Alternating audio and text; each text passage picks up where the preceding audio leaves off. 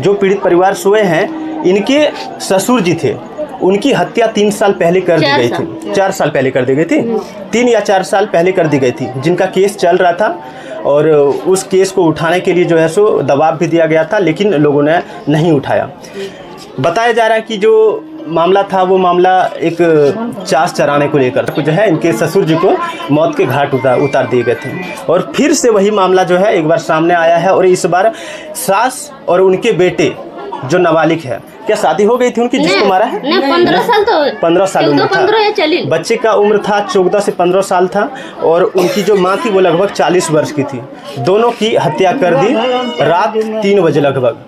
तो इस घटना को तो फिलहाल किसी ने लोगों ने नहीं देखा, लेकिन उनकी जो पतोह थी, बड़ी पतोह है, इनके जो परिवार है वो कहाँ पे रहते हैं? बाहर में रहते हैं। तो ये घर में रहते थे, और कौन कौन रहते थे? देवर यार सास, तीन परिवार। इनका देवर, इनका सास और ये यही रहते थे। उनके ससुर जी को तो मार दिया नाना ससुराल में, और पति काम करें। अच्छा, ठीक है। तो यही चीज़ है कि जितना सारा घटना था, सारा घटना जो है इन्होंने देखा है, जो उनकी पतोह है। तो देखिए हाथ जो है इनके कांप रहे हैं डर के मारे, क्योंकि इस तरह की जो घटना जब सामने आती है और जब कोई अगर देखता है तो उन घटना को लेकर जो है ये अभी भी इतने खौफ में है। एक बार हम इनसे बात करने का प्रयास करते हैं। सबसे पहले आप जो है ना डरिए मत, ठीक है? क्या क्या हुआ था शुरू से आप बताइए। थोड़ा कैमरा को आदर्श आगे ले आइए, हम लोग थोड़ा कैमरा को आगे ले आइए। रात को खा पी के सोए, उसके बाद आधी रात को मेरा देवर बोला कि मुझे पानी पीना है, तो वो दरवाज़ा खोल के और पानी पी के गया। दरवाज़ा नहीं बंद किया, हम लोग ध्यान नहीं दिए। फिर हम बाथरूम गए 1-1:30 बजे, तो बाथरूम से आए तो जब दरवाज़ा पीछे घूम के बंद कर रहे थे तब किसी ने आंखों में कुछ डाल दिया। आंखों में जलन होने लगा और चक्कर भी आने लगा। हम कुछ देख नहीं पाए, ज़मीन पे बैठ गए, सब जगह हाथ फैलाने लगे। तो हाथों में लकड़ी का कुछ आया मोटा सा, फिर लोहे जैसा कुछ था। फिर हम देखे और आगे करके हाथ, तो मेरी सास कुछ हुए, मेरे देवर कुछ हुए, और फिर मेरे शरीर में खून वहीं से लगा। और फिर जब हम पीछे घूम के रेंगते रेंगते बाहर जाने की कोशिश कर रहे थे, तब पीछे से किसी ने मारा सर में, और फिर मार के सीने पे खड़ा हो गया, मेरे चढ़ के पैर से दबा दिया। हम चिल्ला भी नहीं पाए, आवाज़ भी नहीं निकाल पाए। और फिर उसके बाद मेरा हाथ पैर बांधा, हम जैसे तैसे करके खोले, हमको बहुत चक्कर आ रहा था। फिर हम पता नहीं उसके बाद क्या हुआ। फिर थोड़ा देर बाद जब थोड़ा थोड़ा हमको होश था, तब वो लोग का कॉल आया। तो कॉल में वो लोग बात कर रहा था कि आपका काम हो गया, इतना हम सुने। उसके बाद हमको कुछ नहीं पता। फिर थोड़ा देर बाद हम जैसे तैसे रेंगते रेंगते आए और दीवार के उस पार से छलांग लगा के अपनी बड़ी सास के घर आए। उसके बाद हमको कुछ याद नहीं। अच्छा, ठीक है। जो अपराधी था उसका फोन आया था कहीं से? जी, फोन आया। और फोन में क्या बोला? रुकिए चाची, हम बात करते हैं। फोन में बोला कि काम हो गया। फोन में बोला काम हो गया। अच्छा, उसके बाद आपके आंख में जो केमिकल डाल दिया था तो आपको उससे कुछ नहीं दिख रहा था? नहीं, हम आँख नहीं खोल पा रहे थे।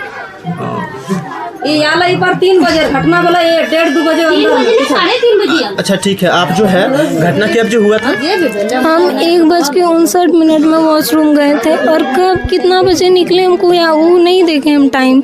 फिर हम जब निकले तो हमको मतलब आवाज़ आ रहा था गला गड़गड़ाने जैसा। अच्छा। फिर हम दरवाज़ा बंद करके जब पीछे घूमने वाले थे, तब आंखों में किसी ने कुछ डाल दिया। तब से हमको नहीं दिखने लगा और चक्कर भी आ रहा था। तो हम हाथ फैला के देख रहे थे इधर उधर, तभी हम सबको छू पाए। और छू के हम देखे तो हम और सदमे में चले गए सब देख के। हम तो देख नहीं पाए, लेकिन छू के एहसास किए। फिर हम जब रेंगते रेंगते बाहर की ओर आ रहे थे, तब पीछे से किसी ने मेरे सर पे मारा। अच्छा। मारा, उसके बाद हमको और चक्कर आने लगा। फिर हम गिरे या क्या हुए हमको नहीं पता है। फिर जब मेरा होश आया थोड़ा सा, तो देखे मेरा हाथ पैर बंधा हुआ था। अच्छा। हम जैसे तैसे पैर का कपड़ा खोले, कपड़े से बंधा हुआ था और हाथ में रस्सी था, तो खोले। उसके बाद फिर वो लोग मतलब क्या कर रहे थे हमको नहीं पता। अच्छा। तो जब हम होश में आए थोड़ा थोड़ा, तब फ़ोन का आवाज़ आया हमको और बात करते हुए सुने। उसके बाद फिर भी हमको कुछ याद नहीं है। फिर थोड़ा देर बाद हम चेयर लगा हुआ था वहाँ पे, किसी तरह चढ़े और इधर आए। बीती रात हमें सूचना प्राप्त हुई लगभग 3:30-4 बजे कि यहाँ सोनारे ठाड़ी के इस गांव में रुबेदा खातून तथा उनके बेटे की हत्या कर दी गई है।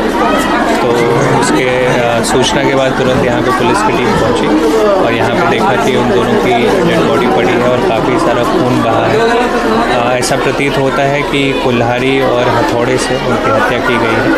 आगे पुलिस इसमें छानबीन कर रही है। पूर्व में भी इनका पति की हत्या हो गई है। लोगों का कहना है कि अभी तक उनको न्याय नहीं मिल पाया।